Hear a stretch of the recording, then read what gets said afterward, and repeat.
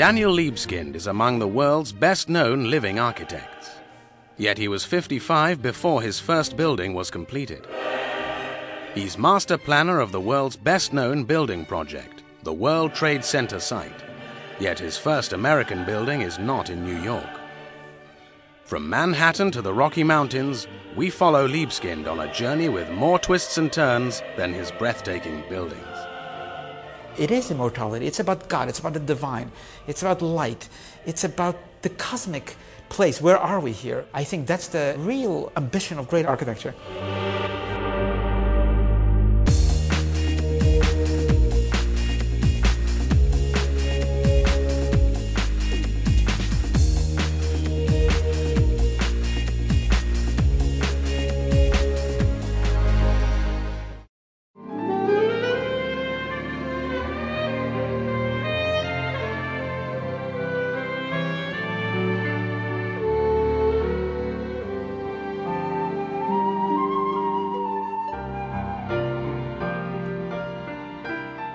It's early morning on September the 11th, 2006, the 5th anniversary of the attacks on the Twin Towers of the World Trade Center. Daniel Libeskind is heading for Ground Zero with his wife Nina and assistant Thierry.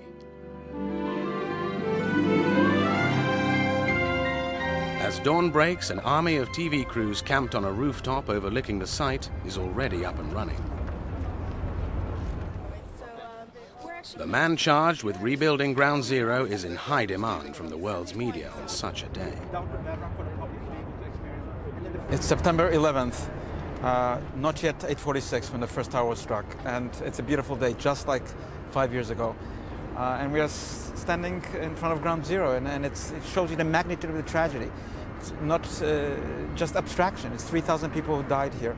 The vast piece of New York destroyed, completely devastated, and yet out of the ashes we can begin to see life rising, beginning to see construction of the master plan which I designed, and beginning to see life, the victory of life over these evil deeds.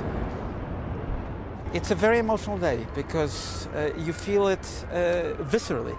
You feel you're next to sacred ground. You're not just in a piece of real estate. And therefore this site has to be developed in a way that is meaningful not just to anybody on the street, but to everyone.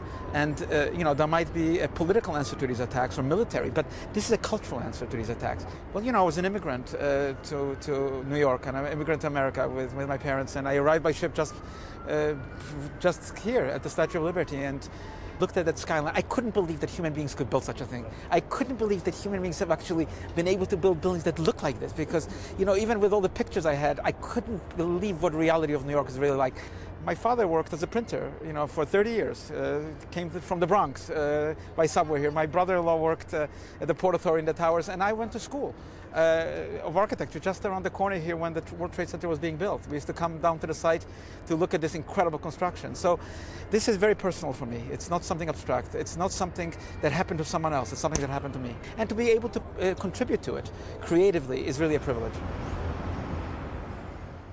In 2001, as the World Trade Center towers were reduced to rubble, Libeskind was in Germany for the opening of his first major building.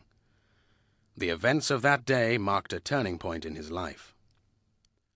I was in Berlin, and then ironically, September 11, 2001, was the very day that the Jewish Museum, which I had been working for 13 years on, had opened to the public. It was the first day it opened, and it was afternoon in Berlin. It closed. The attacks created an uncertainty. As I watched those images, I turned to my colleagues, to my wife, and I said, I'm returning to Lower Manhattan. Libeskind was originally chosen as a judge for the competition to rebuild the site, but a clash of dates forced him to drop out. The voice on the other side of the telephone said, well, if you can't be on the jury, Mr. Libeskind, you can perhaps participate in the competition. And that's when I first got the idea that I should compete. Of the architects shortlisted for the competition, Libeskind alone ventured down into the pit among the foundations of the Twin Towers. It was there, looking up at the city above him, that he had the inspiration for his master plan. My proposal was to leave almost 5 acres for the memorial. I started with those who fell and perished. That was the center of the plan. I didn't put buildings where the building stood. Out of the 16-acre site, almost half of it I devoted to public space. But I felt that that was critical, that the spirituality of the site, the sacred ground here, should be really at the center. To have the slurry wall exposed, that great foundation that was revealed on that day and continues to be the foundation of the site. To anchor the site with the Freedom Tower, which is 1776 feet high, a symbolic, emblematic number, Declaration of Independence date, in the skies of New York, and then descending from that Freedom Tower, the other towers forming that embrace in a spiral shape, so that this neighborhood is really visible from the entire metropolitan area. The wedge of light, a space which I shaped in light, 8:46 a.m. When the first tower was struck, and 10:28 when the second tower collapsed, formed the edges of the plaza so that light on every September 11th will be eternally inscribed in the light of New York. Libeskind's original master plan for the World Trade Center site was very strong.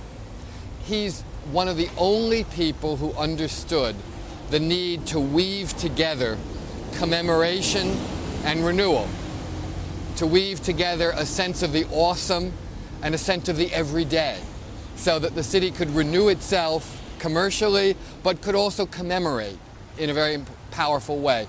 Libeskind got that, and he did that very beautifully, I think. The problem with Libeskind's plan wasn't the plan itself.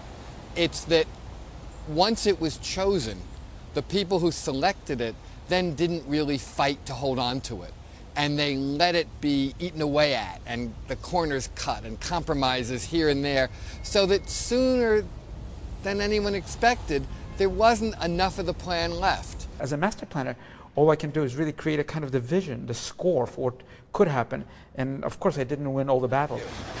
The private developer Larry Silverstein hired architect David Childs to introduce his own ideas to the plan. We gotta get to work. If body language says anything, this is the picture. What's the reality? It's real. It's real.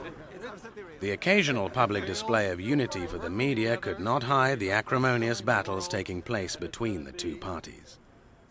I wish I could have contributed more directly to the site. I wish I had a chance and opportunity to build here. And yet, my role as a master planner, I think, has led to the development of the site in a way that would have been better than had it been just business as usual in New York, and there would have been no emblematic, symbolic meaning at all. It would have just been a piece of real estate being developed. So, in that sense, I'm glad that I continue to work on it. In part 2, the dark history which haunts architecture's man in black, and stepping into the spotlight as a media celebrity.